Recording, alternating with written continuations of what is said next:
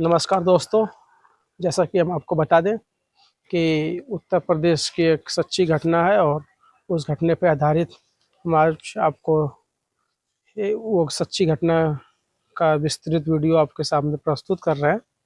और सच्ची घटना क्या है वो हम आपको बताएंगे। उत्तर प्रदेश के जौनपुर ज़िले की ये घटना है और जौनपुर ज़िला मुख्यालय जो है वहाँ से करीब 10 किलोमीटर की दूरी पे एक गाँव है। गाँव का नाम कबरीद्दीनपुर और ये गोरा बादशाहपुर थाना क्षेत्र के अंतर्गत ये गाँव आता है। वहाँ पे करीब 30 साल पुरानी एक 2 बिस्सा ज़मीन को लेकर के 2 परिवारों में विवाद चल रहा था। 30 सालों से परिवार इस विवाद से चल रहा था और ये मामला न्यायालय में था। और 30 साल 2 पक्षों में ये 2 बिस्सा ज़मीन को लेकर के विवाद हुआ। पहला पक्ष था जो कि रामजीत यादव और दूसरा पक्ष का नाम था लालता प्रसाद यादव या फिर लालता यादव। ये 2 परिवारों के बीच ये 2 बिस्सा ज़मीन को लेकर के विवाद चल रहा था। और इस घटना को ये ज़मीन से लेकर के इसलिए भी जोड़ा गया कि ये 2 बिस्सा ज़मीन की जो पुरानी रंजिश 30 साल पहले से चली आ रही थी, क्योंकि एक मासूम 16-17 साल के नौजवान की बच्चे की इस रंजिश के चलते जान चली गई है। तो घटना क्या है, करीब 30 साल पुराना मामला है। मेरे समझ से उस समय मुलायम सिंह जी की सरकार रही होगी, मुख्यमंत्री रहे होंगे उत्तर प्रदेश के। उसके बाद मायावती जी रहीं, कल्याण सिंह रहे, राजनाथ सिंह जी रहे। इसके बाद हमको लगा फिर मुलायम सिंह यादव की सरकार रही और उसके बाद फिर मायावती जी की भी सरकार रही। मायावती जी की सरकार मेरे समझ से 2007 में आई, फिर 12 में अखिलेश जी बने। तो मायावती जी के कार्यकाल से पहले तक हम देखें तो कई 4 लोग रहे और इन 4 लोगों के बीच करीब मेरे समझ से 2 बार राष्ट्रपति शासन भी प्रदेश में लग चुका था, तो उसको भी आप जोड़ लें। उसके बाद 12 में अखिलेश जी की सरकार बनी और फिर 17 में मुख्यमंत्री योगी आदित्यनाथ हैं, जो कि अब तक मुख्यमंत्री बने हुए हैं। 2024 चल रहा है, लास्ट में है 2024 के हम लोग। तो ये लोग रहे हैं मुख्यमंत्री, इनके शासनकाल में ये घटनाएं चलती रही और अब तक सुलह ये भी नहीं हुआ ना, तो अभी इसमें कोई फैसला आया हुआ है, कोर्ट में मामला लंबित है। तो करीब 30 साल बीत चुके हैं इस घटना को और इसी कड़ी में 29 अक्टूबर को जो प्रथम पक्ष हैं रामजीत यादव, इनके बेटे हैं अनुराग यादव। अनुराग यादव की उम्र लगभग 16-17 साल थी और ये परिवार का एक ही बेटा है अनुराग यादव। और इसने दिवाली से पहले 29 अक्टूबर को इसने सोचा कि उस ज़मीन की क्यों नहीं थोड़ा साफ सफाई कर दिया जाए, क्योंकि त्योहारों में लोग, दीपावली का ऐसा त्यौहार होता है कि लोग घरों की साफ सफाई करते हैं, जहाँ रहते हैं आसपास। सामने का हुआ, बरामदा हुआ, फील्ड हुआ, ग्राउंड हुआ, ज़मीन हुआ, तो वो उस ज़मीन को, उस भूमि जो 2 बिस्से की वाली ज़मीन थी, उसमें साफ सफाई करने अनुराग यादव चला गया। और अनुराग यादव जब सफाई करने गया तो जो जो जो कि द्वितीय पक्ष था लालता यादव का, उसने विरोध जताया और मारने पीटने की धमकी दी। तो अनुराग को लगा कि चलिए बहुत छोटी घटना है, इससे कुछ होगा नहीं, लेकिन ये घटना एक ऐसा अंजाम दे जाएगी जो किसी को नहीं पता था।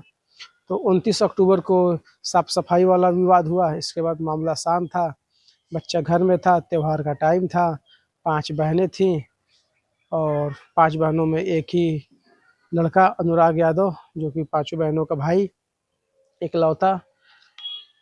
तो इससे ये एहसास नहीं था कि वो जो मैंने साफ सफाई वाला काम किया है, क्या ये मेरे जान पे भी आ सकती है। जो कि सामने वाला द्वितीय पक्ष लालता यादव को बहुत दबंग परिवार था और पैसे रुपये से आर्थिक रूप से भी मजबूत था। और घटना तब हुई जब 30 अक्टूबर को सुबह में अनुराग यादव, जो कि बहनों को बोलता है कि नाश्ता लगाओ, हम ब्रश करके आ रहे हैं, नाश्ता करते हैं।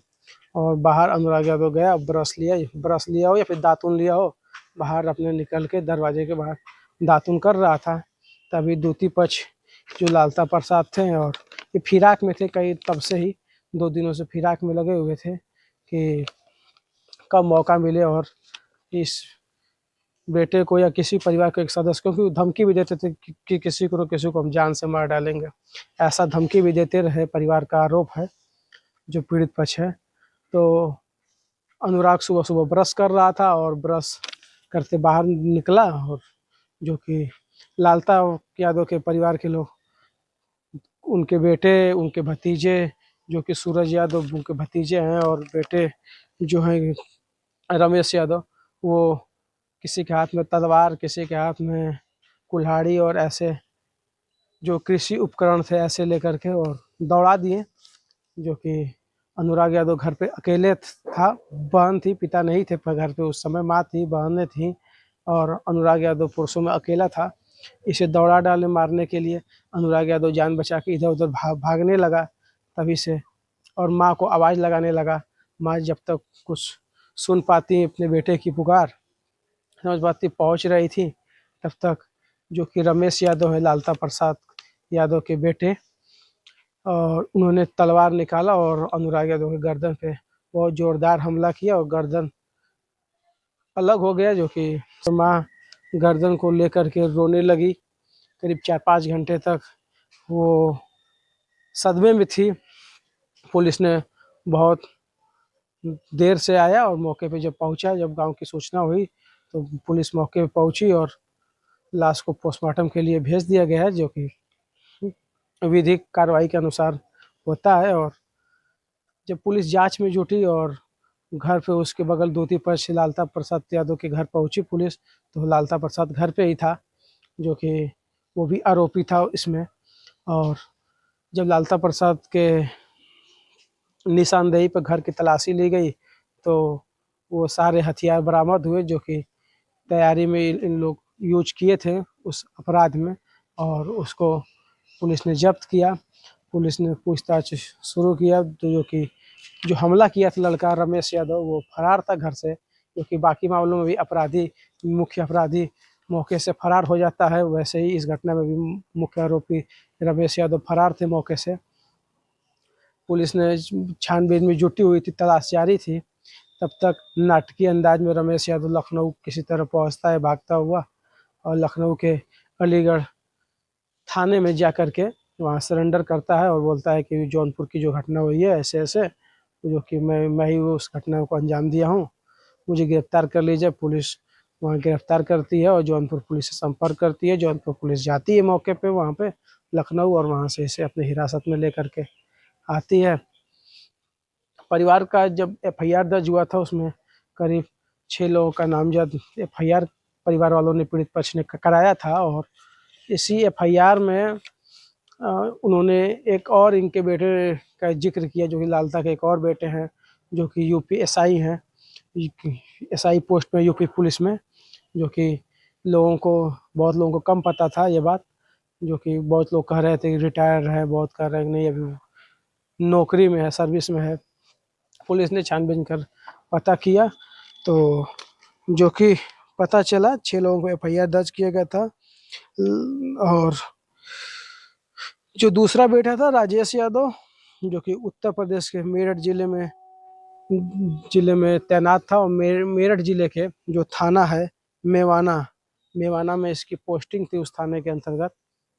जो कि पुलिस की टीम यहाँ से बनती है और मेवाना पहुँचती है, जो कि मेरठ जिले के थाना मेवाना पहुँचती है और चार्जशीट प्रस्तुत करती है कि इस नाम का एक एसआई है जो कि यहाँ पे कार्यरत है, ड्यूटी में है, इसे हमें वारंट है और इसे हमें गिरफ्तार करना है, क्योंकि ये जो जौनपुर में जो ये घटना को अंजाम दिया गया है इसमें ये इसकी संलिप्तता पाई जाती है इस आधार पे। क्योंकि जो पुलिस ने एक बहुत चतुराई दिखाते हुए सीडीआर कॉल, राजेश जो कि दूसरा बेटा था एसआई था, उसका कॉल डिटेल और सीडीआर निकाल लिया था, और उससे ये साबित हो रहा था कि घटना जब हुई थी यहाँ पे तो परिवार से, लालता प्रसाद से उनकी बात हुई थी और घटना के बाद भी बात हुई थी।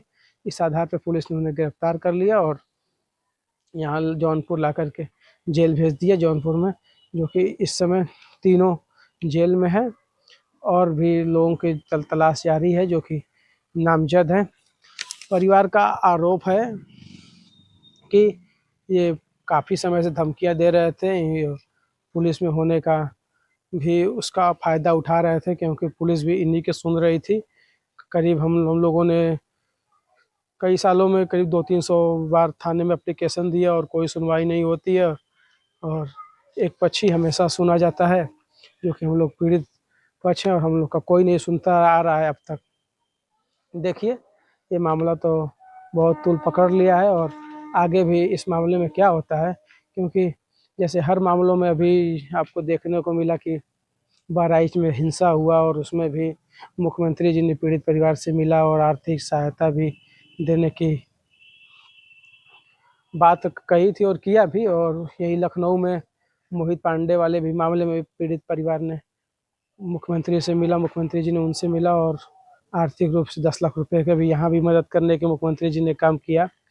कई मामलों में देखा जाता है कि मुख्यमंत्री जी आगे आते हैं और पीड़ित परिवार से मिलते हैं, और उन्हें आर्थिक रूप से उन्हें पैसा मुहैया कराते हैं और कार्रवाई करते हैं। बुलडोजर जैसे कि आरोपियों पे चलते रहे हैं, बहुत विवाद में उनका बुलडोजर रहा है, और भी मामले आप देखेंगे तो उनके बुलडोजर की कार्रवाई चलती रही है, जो कि इस समय सुप्रीम कोर्ट के आदेश पे बुलडोजर कार्रवाई पर रोक लगी हुई है पूरे देश में।